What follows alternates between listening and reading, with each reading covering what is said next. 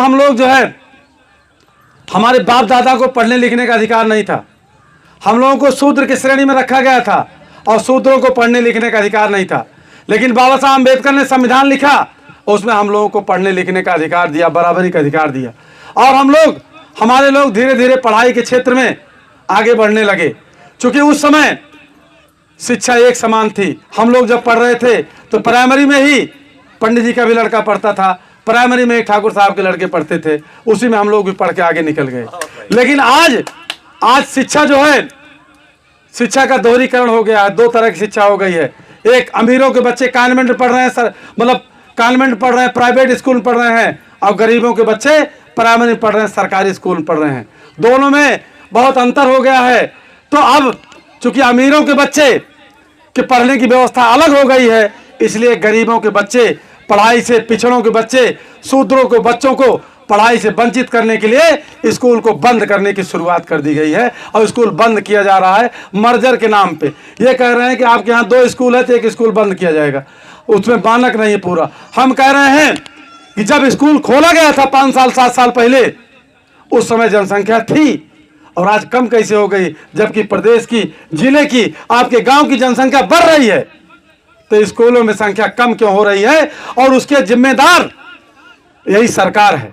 सरकार सही ढंग से अगर काम करती, सरकार सही ढंग से देख रेख करती, तो बच्चों की संख्या बढ़ती। सरकार नहीं चाहती, सरकार सरकारी स्कूलों में नहीं चाहती कि प्राइमरी में पिछड़ों के बच्चे पढ़ें, इसलिए प्राइमरी पे बिल्कुल केयर नहीं करती, देख रेख नहीं करती। और अधिकारी अगर लग जाएं, जितनी मुस्तैदी से ये जो है कांवड़ यात्रा पे लगाए हैं अधिकारियों को, उतनी मुस्तैदी से स्कूल खुला था जुलाई का, प्राइमरी पे लगा देते अधिकारियों को, कर्मचारियों को, कि देख रेख करो, बच्चे नहीं आ रहे हैं, क्यों नहीं आ रहे हैं, जानकारी करो, पता लगाओ, तो अब तक व्यवस्था हो गई। लेकिन ये नहीं चाहते कि चूंकि इनको पता है कि 99% बच्चे, पिछड़ों के बच्चे, शूद्रों के बच्चे प्राइमरी में पढ़ते हैं, गांव में पढ़ते हैं, इसलिए इसको ये चौपट करना चाहते हैं, इसको खत्म करना चाहते हैं।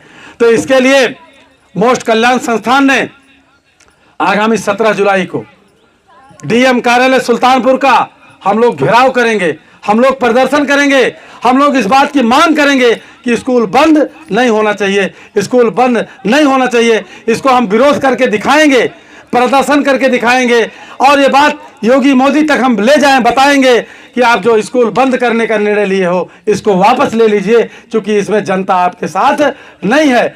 और यही आप लोग जब इस बात का एहसास करा देंगे, क्योंकि आप ही लोग वोटर हैं, आप ही लोग को वोट से वो प्रधानमंत्री मुख्यमंत्री बने हैं, जब आप एहसास करा देंगे तो निश्चित रूप से ये वापस ले लिया जाएगा, ये निर्णय उनका वापस ले लिया जाएगा। हमारे गांव में जो हमारा स्कूल है, प्राइमरी स्कूल है, उसको हम बचा ले जाएंगे, सुरक्षित कर ले जाएंगे। आज वो हमारे स्कूल में बना रहेगा।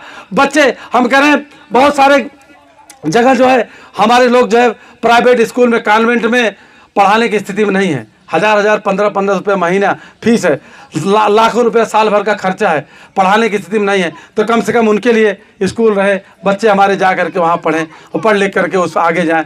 इसलिए हम लोग पूरी ताकत से, पूरी मेहनत से, और आप लोगों का समर्थन चाहते हैं। इसके लिए आपका समर्थन चाहते हैं कि 17 जुलाई को डीएम कार्यालय के सामने आप लोग आइए, हम लोग मिल करके डीएम कार्यालय के माध्यम से मुख्यमंत्री को, प्रधानमंत्री को, शासन को, प्रशासन को ये बात बताना चाहते हैं कि हमको जो है हमारे स्कूल बंद न किए जाएं।